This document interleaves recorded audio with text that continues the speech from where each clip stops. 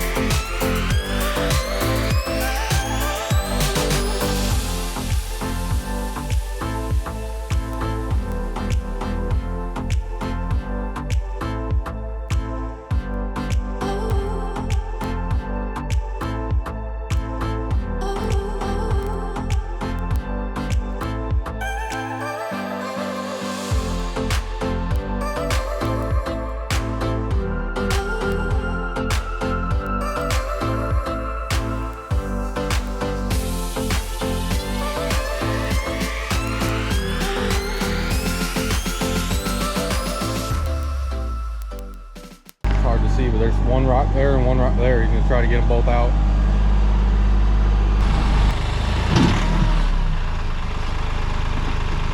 Curl all the way back. Yeah, you got it. You got it. Now you should be able to move over to this one.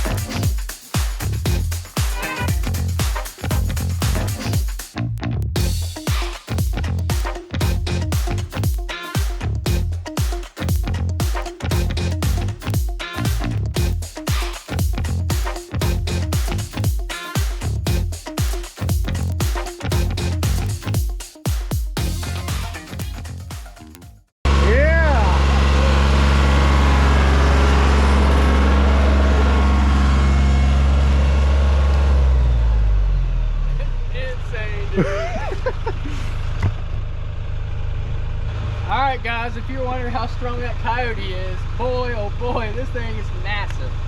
This thing is about as wide as the bucket, 6-inch bucket. It's, what, 3 feet? 3 foot, yeah, at least. 3 foot in diameter. This thing is a monster. I don't know, were you here to help me that last time, or was Everett? I think it was Everett. It was Everett. Last time we were trying to move these little rocks, it took a lot of effort. We were like, there's no way we're getting that thing out. And we were just cleaning stuff up, moving. I hit it, and we're like, dang, that thing moved. That's crazy. So we ended up pulling it out. Look how deep this hole is too, guys. Man, that is a crater. Hey, look how wide this thing is. I mean, I'm 6 foot tall and it's up to my waist. I mean, it's about 3 foot tall. I mean, this thing is massive. I'll take the bucket and I'm just gonna push it down to the rest of these. And guys, these little ones compared to that one aren't small either. I'll tell you what. Wow, I cannot believe it did that. Honestly. All right, guys, I'm gonna try to move it down this way and I guess put it over in the woods somewhere.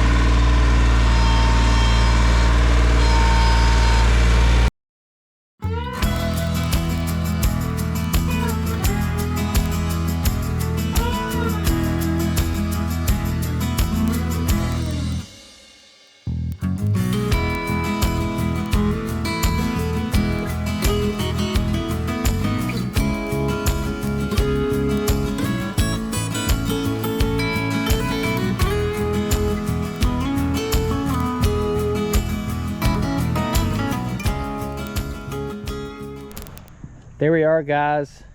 All 3 or 4 rocks removed and we filled it in with dirt. I still have a little bit of dirt up here. But I guess the plan now is the same plan, but we're just going to move everything back further, which is perfect. It gets this out of the way of the tree service when they're dumping wood, and hides it over there, and it's still going to allow for the conveyor to sit on the side right there and throw the wood in the IBC tote. So we'll go ahead and get this all moved real quick.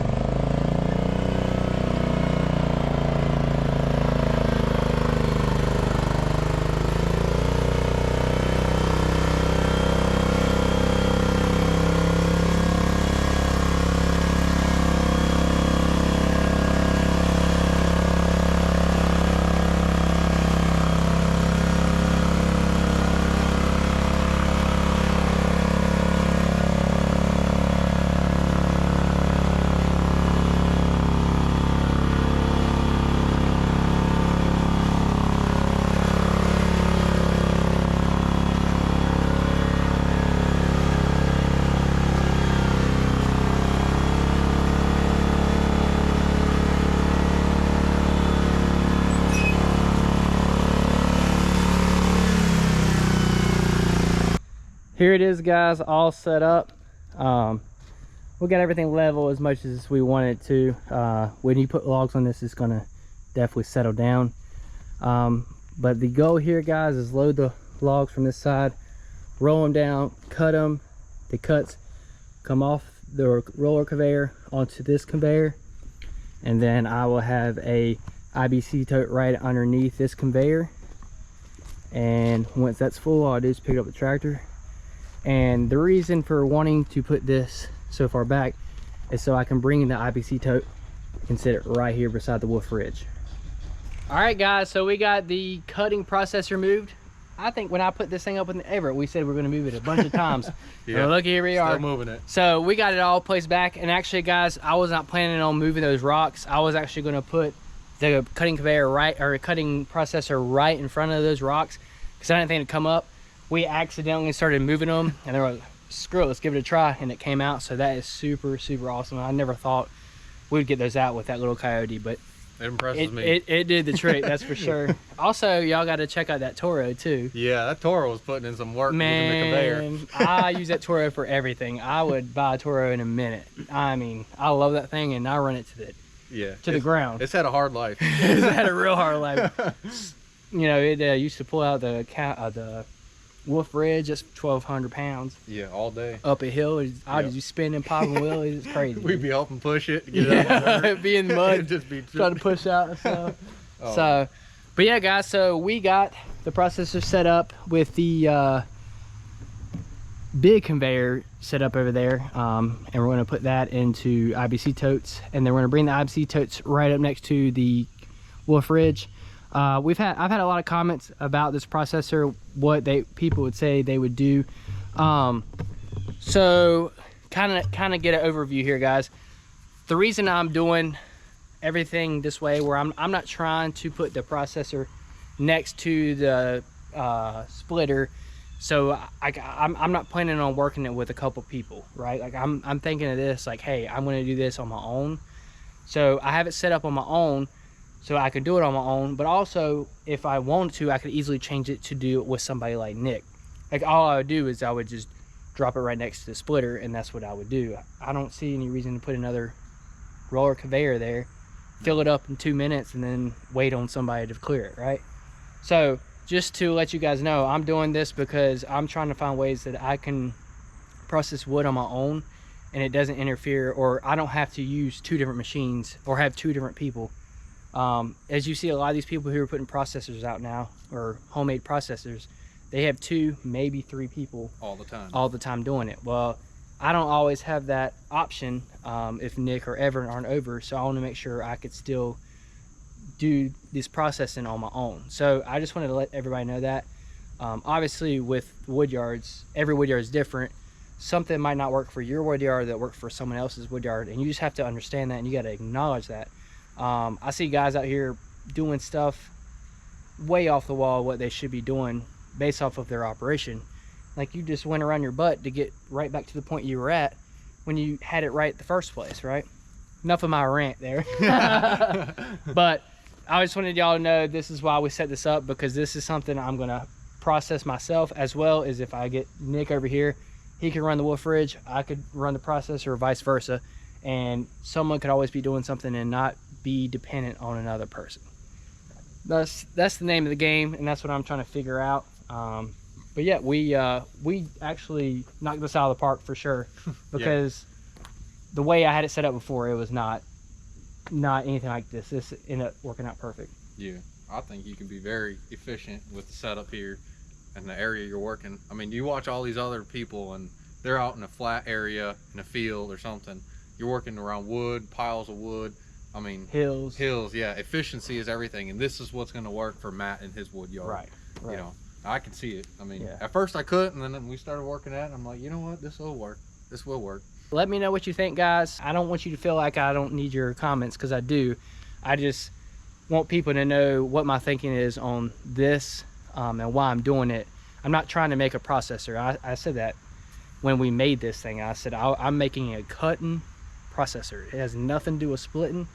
So that's what I'm still trying to maintain, because I don't know about you guys, but I do all my cutting in one day and I do all my splitting in one day.